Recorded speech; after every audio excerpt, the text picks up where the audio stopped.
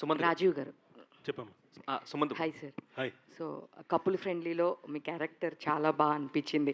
అంటే father character చాలా రోజుల తర్వాత ఆ క్యారెక్టర్ చాలా కనెక్ట్ అయ్యామో ఇంకొంచెం సేపు బాగుంటుందంటే కూడా ఉంటే బాగుండేదని చెప్పాను. సో అలానే లుకింగ్ ఫార్వర్డ్ దీనిలో కూడా మీ క్యారెక్టర్ ఎక్కువసేపు ఉంటుందా, ఎట్లా అది ఉంటుంది? అని నిడివి చెప్పలేను, ఎంతసేపు ఉంటాను ఏంటి అన్నది కాదు, కానీ ఉన్నంతసేపులో గ్యారంటీగా మళ్ళీ రాజీవ్ కనకాల బాగా చేసాడరా అనిపించుకొని వెళ్తాను. అంటే దీనిలో కూడా ఎమోషనల్గా కనెక్ట్ చేస్తారా మమ్మల్ని? అలానే ఉంటుంది. Sumanth bro. Last 2 questions please. So మేము ఫేమస్ టైంలో మీ ఫాదర్ గురించి చెప్పారు, అరే నువ్వు సినిమా చేస్తున్నావు ఏంటి ఇట్లా అన్నారని చెప్పి. So after that 3 years gap అనేది వచ్చింది. అంటే మీ ఫాదర్ రియాక్షన్ ఏంటి, ఎలా ఉంది ఆఫ్టర్ మళ్ళీ సినిమా చేశారు కదా, చూసిన తర్వాత ఏమనిపించింది, మీ ఫాదర్ ఏమన్నారు అసలు? అదే మేము ఫేమస్ చేస్తున్నప్పుడు ఇది నిజంగానే సినిమా చేస్తుండా అని నమ్మలేదు డెఫినెట్లీ, ఎందుకంటే మా ఖాందాన్లోనే అసలు సినిమాకి సంబంధించిన వాళ్ళు లేరు. సో నేనేమో డిగ్రీ అప్పుడే ఎగ్జామ్స్ రాస్తున్న, వీడేం సినిమా చేస్తా అంటుండు ఎస్ఐ గారా అని అంటే అన్న జోన్లు ఉన్నాడు మా డాడీ.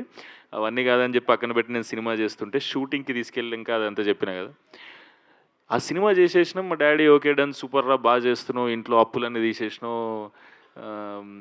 మా ఇంట్లో ఎవరికి కారు ఉండకపోయేది, అంటే ఎవరి చుట్టాలలో కూడా ఎవరికి కారు కూడా లేదు ప్రాపర్గా ఫ్యామిలీకి. నేను మా డాడీకి చెప్పిన, డాడీ ఎస్ఐ కాదు కానీ ఒకవేళ మనం నిజంగానే సినిమా ఇండస్ట్రీలో ఒక సినిమా చేసి మంచిగా జనాల ఆదరణ పొందగలిగితే నీకు నీకు నీకు నేను చాలా కార్లు ఇప్పిస్తాడు డాడీ అని చెప్పిన.